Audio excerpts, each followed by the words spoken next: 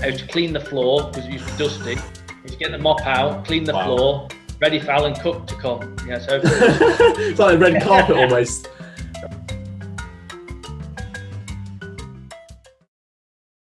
Pretty much nothing to this. So I think what I'm trying to say here is that it's not a question of talent, because I had zero talent. You know, I wasn't a talented table tennis player.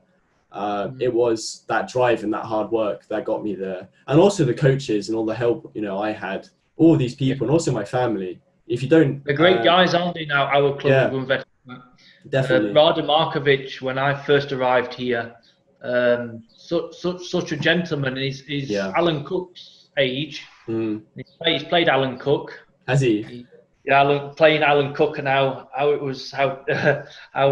tough Alan Cook was. I mean, Alan Cook coached me from the age of 16. Yes, I remember you saying that actually. Yeah.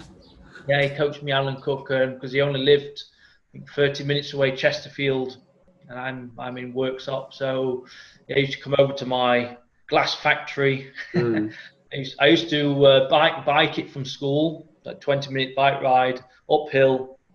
I used to clean the floor because it used to be dusty. I used to get the mop out, clean the floor, ready for Alan Cook to come. Yeah, so it's like a red carpet almost.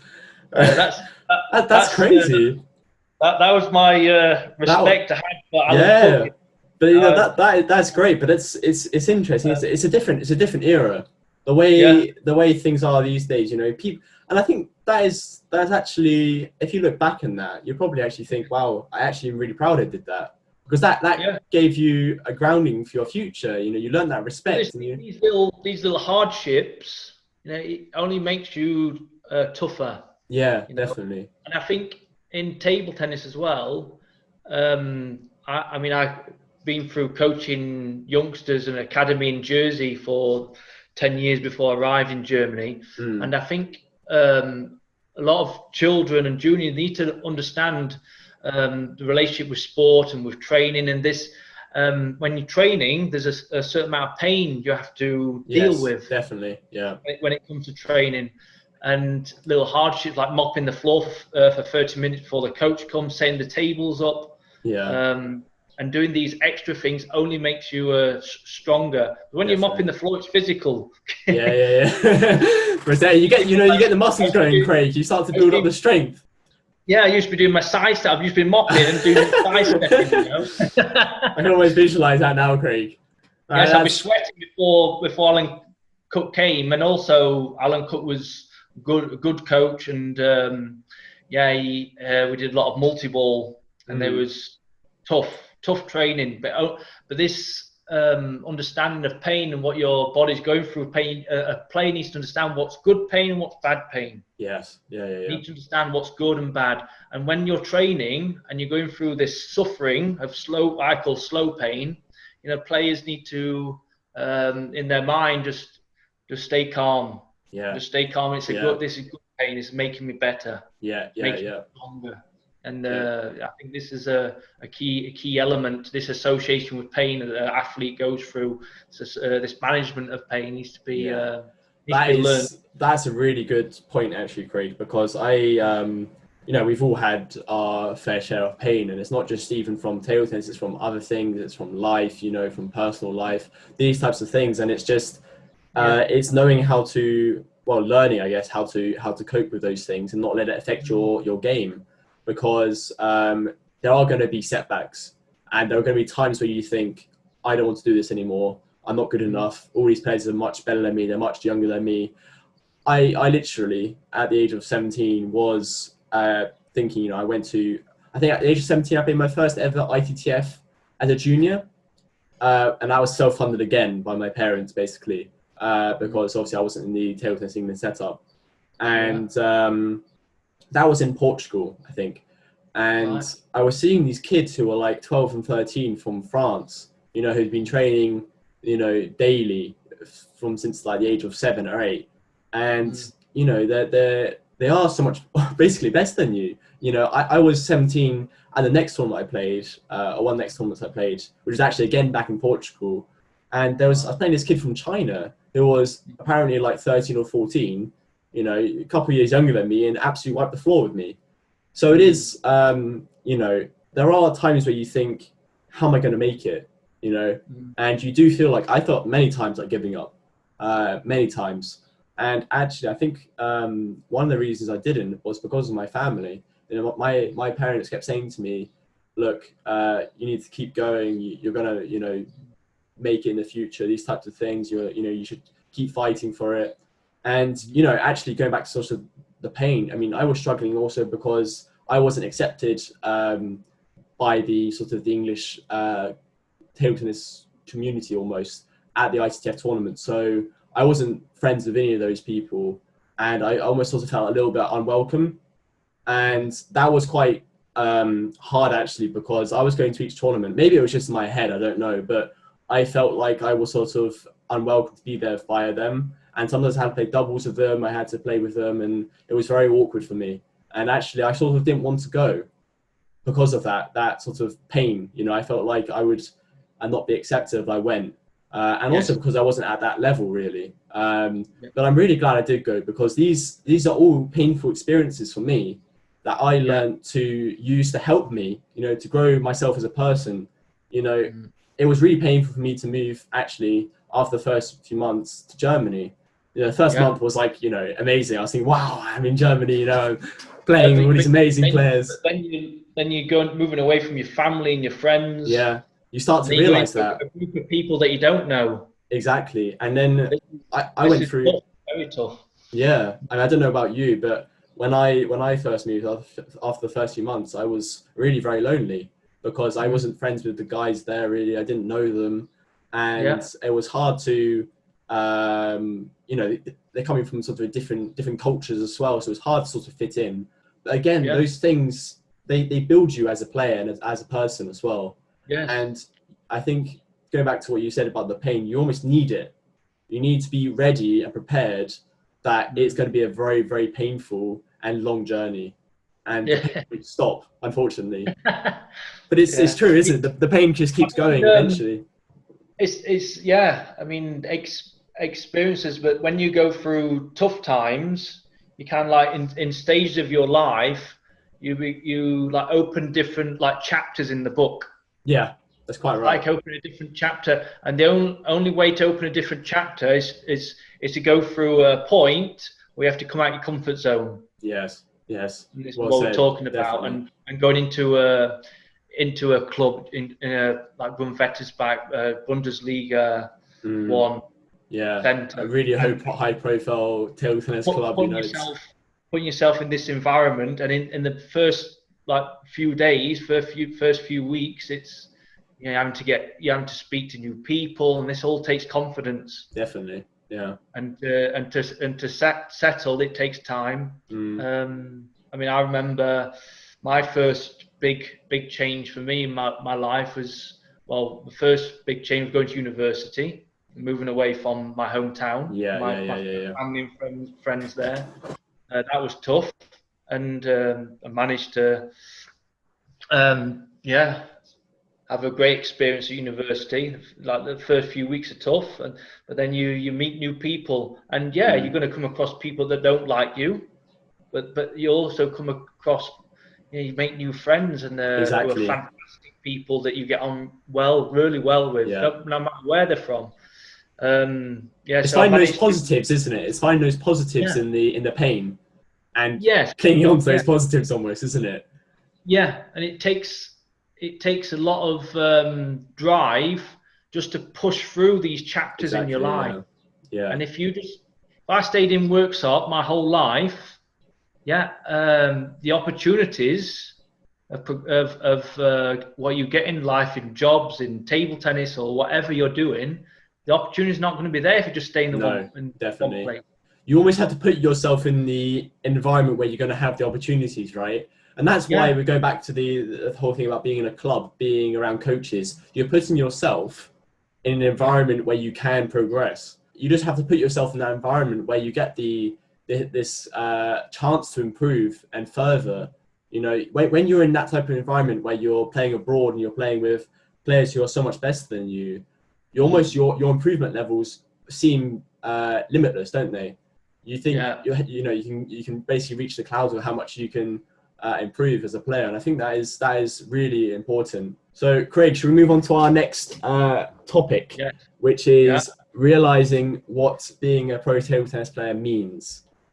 So with this, I'm sort of thinking about the unglamorous side, because table tennis isn't all just Dmitry Ovtcharov and Ma Long, these amazing players. The journey there is extremely tough. I've heard stories of players who went abroad and they were earning no money, anything in their first clubs, and they had to have support from families, I think, and things like this. I mean, for myself, when I first moved abroad for my first club, I was earning next to nothing. My family had to basically pay for me to live in Germany. And only this season coming will I be able to support myself without my family having to chuck out money on me, as it were. And that's a really difficult thing, because to those sort of watching, unfortunately, table tennis right now isn't a sport where you're going to be earning thousands unless you are basically right at the top in the world. So basically, top 100 or further, basically. If you're sort of lower than that, if you're in the top 200, 300, you're sort of, I think, struggling to sort of make ends meet, as it were. You're probably doing okay, but it's different. It's not like you're working 9 to 5 in an office and earning 100,000 a year or something like this. But what's your thoughts on that? What would you say to young players watching this? Is it worth it almost? Yeah, it's all depends on what you want to achieve. You got to set your goals. If you want to be a professional player, that's the goal. Then go in. But again, if you want to be a professional player, you've got to learn all areas, not just in table tennis. You've got all the elements on the table. You need to learn all the shots. Example, the psychological side that we've talked about. Also I don't like to call it fitness or physicals, because it's kind of like downgrading it, really, because the physical element, I call it physical preparation to being a professional athlete. You need to, it's a whole new world. You need to learn how to train, and everybody's different. You hear about players over the years, a lot of their training is going jogging 30 minutes, jogging 4 or 5 times a week. I mean, I've learnt through my experiences, and in Jersey, I was very lucky to have this guy come over from UK Sport. He came to Jersey. He was working for UK Sport, top strength conditioning coach. That was his expertise, and we built called the performance development program. It was called originally, and it was for all sports. And so I was very keen, as a development officer in Jersey for table tennis.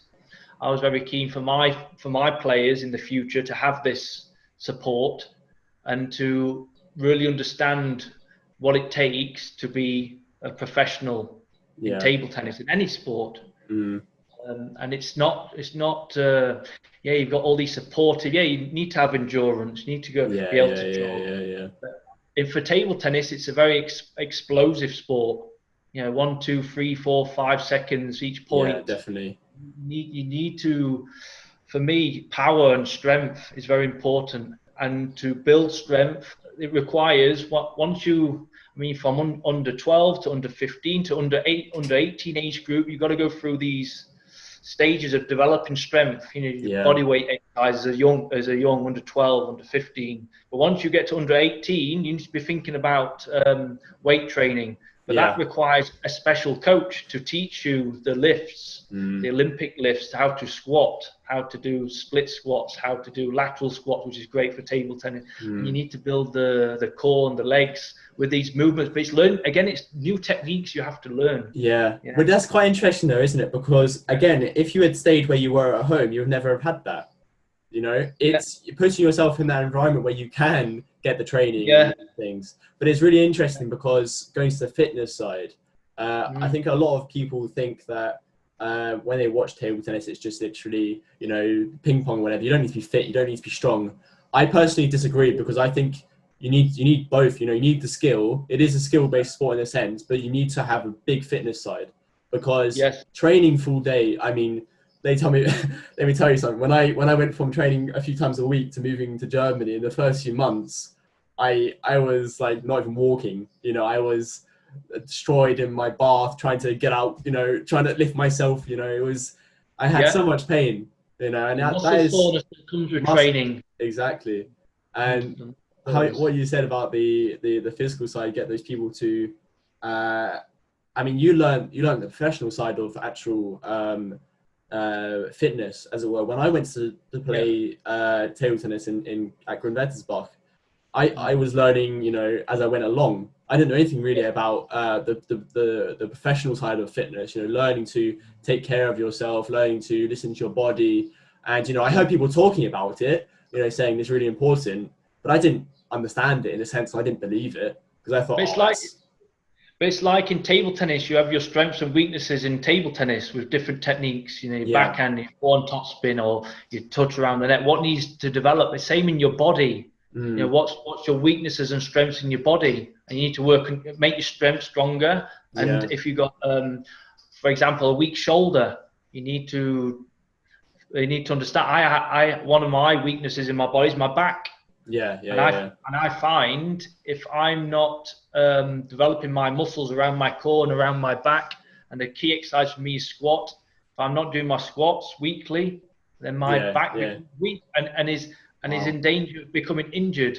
And this is the thing with a professional athlete. You can't be training every day. I mean, the intensity here in Germany when you're training is unbelievable, isn't it? Yeah, definitely. The intensity is tough. It's crazy, the speed that players are hitting the ball at you, and the consistency. They never, when you're doing an exercise, they don't miss. You have to play, 10, 20 shots each rally. But you need physical preparation. You need strength conditioning to support your body and to stop your body getting injured. That's the main thing. But you have to develop your strength and power to improve your performance in table tennis, but also you need that strength training to stop your body getting injured. Yeah, definitely. I think that is really important. I mean, you need to be sort of, before you go abroad, you need to be, when I got the news that I was going abroad, I was like, whoa, I was going crazy. I was so, I heard of Grünwettersbach. I was sort of, like hoping and praying I was going to get out there, and when they replied to my email, and it was quite surreal, and because of that, I was a young kid. I didn't know anything different about, this is one of my dreams, I didn't know about European sort of players, this was normal to them. This was something which was really special to me. And I didn't have that discipline, as you might say, like you maybe learned when you were cleaning for Alan Cook and these types of things. But I think that is really important. You need to have that discipline to look after your body, because that is something which I just thought was a load of trash, basically. I didn't think you needed at that age to be thinking about your body. But now I look back on it, most definitely you need to be looking after your body and really taking care of it, because you can get injuries very easily in table tennis, especially when you're training twice a day. You need to stretch, you need to do all these things, you need to do those exercises. It does help, as you said, if you can have your own coach. But there are, as in our area, as we were talking about a bit earlier, we have YouTube, we have loads of fitness videos on there. They are great. Everything online as well to learn about strength training as well. Because definitely. One of the things with strength training, weight training for sport, is a lot of people are afraid of it because they think weight training can make them injured. Weight training can turn them into bodybuilders. I mean, that's very interesting, actually, because I was the same. When I was growing up, I thought if I do weight training, then I'm not going to be able to hold my bat anymore because I'm going to be really too big. And no, but really, I used to think that, and I thought I wouldn't be able to have any feeling in my arm. I mean, I don't have any feeling anyway when I play table tennis. Yeah, this is another thing with table tennis. My feeling, my touch around the net and my serves. But it's interesting because I do know a few people who are like, especially in England, there's a few sort of body type builder people I know who are gigantic and they try to play table tennis. It is obviously not great.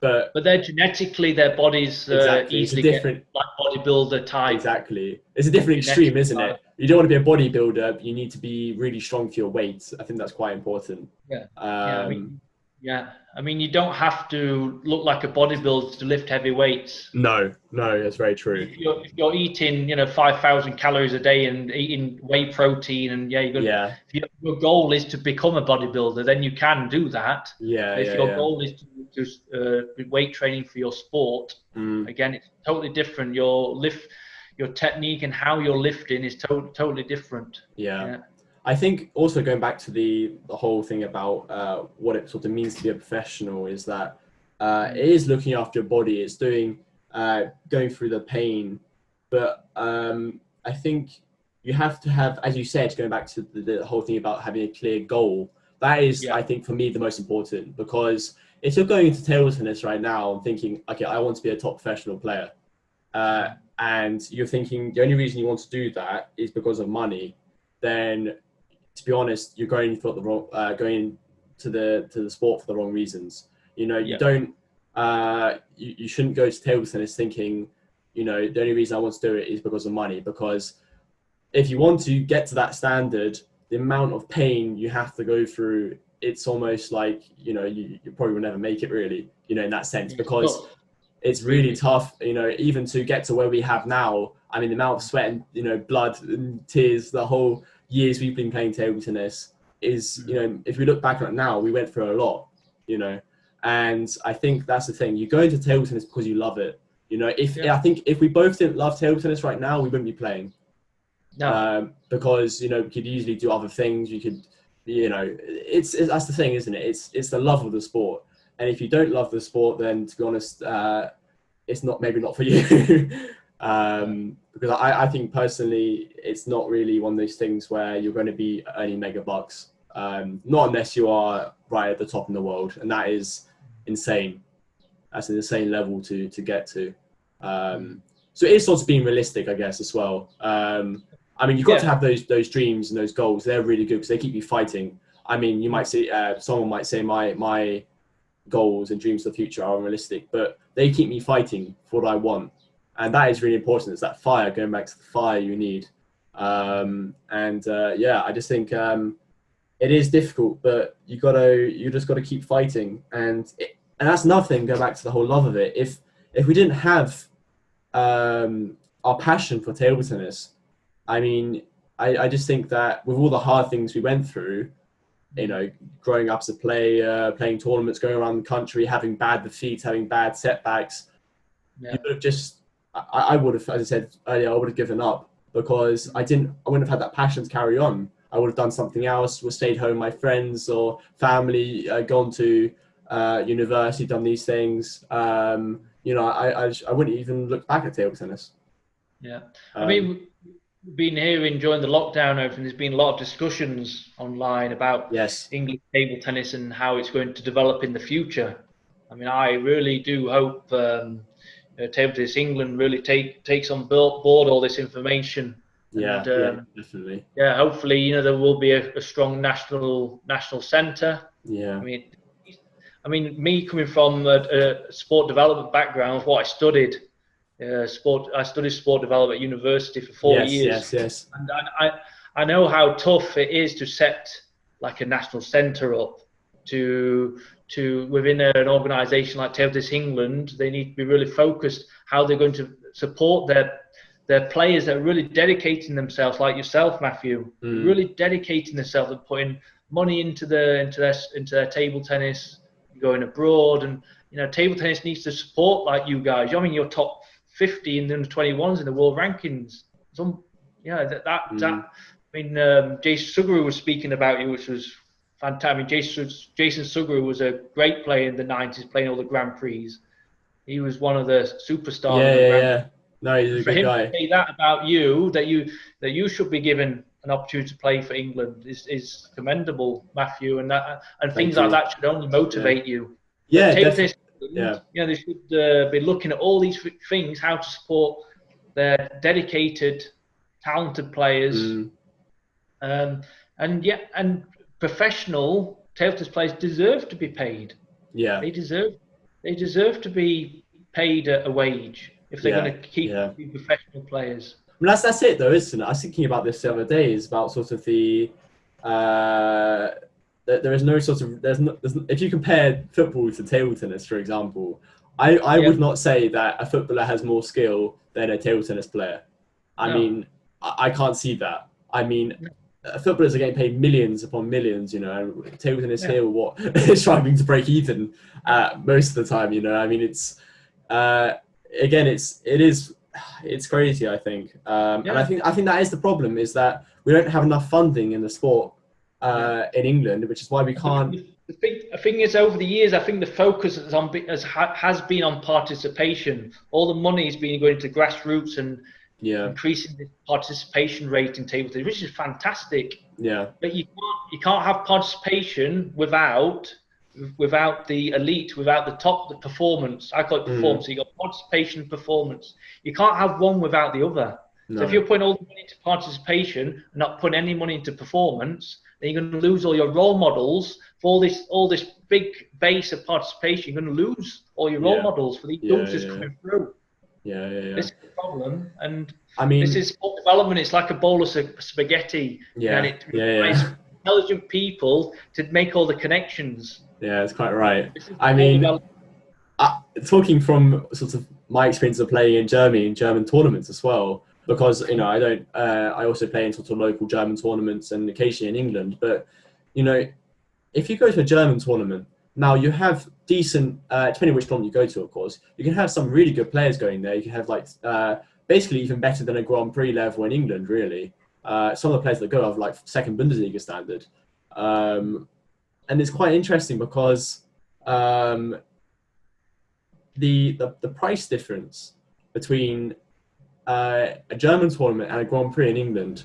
A German Mm, tournament might literally cost you as an entry fee nearly always around 10 to 20 euros maximum. So that's what, around 10 to 15 quid, right? In yeah, England, as you know, like playing a Grand Prix costs nearly up to 100 quid in terms of, you know, I think it's like 70 quid if you want to do both days, Saturday yeah, and Sunday. And then obviously you've got the hotels, the transport. You know, in Germany, there are tournaments like within like an hour or two where you live, because obviously Germany's a gigantic country. It's a really big sport there. And there are so many tournaments you could just go to literally for the day and come back. But sometimes with Grand Prix, I mean, most of the time people can't do that because they don't mm, live near the Grand Prix venue. They don't live near the tournament venue, and that is, I think that's a big problem we have right now, is trying to encourage young players to go to the yeah, competition scene to actually develop as a player. yeah. It needs to be Because looked at. Yeah, I remember definitely. looking back at my childhood, and you know, I used to go to a couple of Grand Prix when I was like 11 or 12, but it was Mm, difficult because of the price range and all these things, and you know, and they are far away. You know, they're up in like Blackpool. You know, I'm down from the south, so it's not. In my opinion, in England, the problem really is the accessibility of playing. It's so difficult to find any way to progress as a player in England. yeah.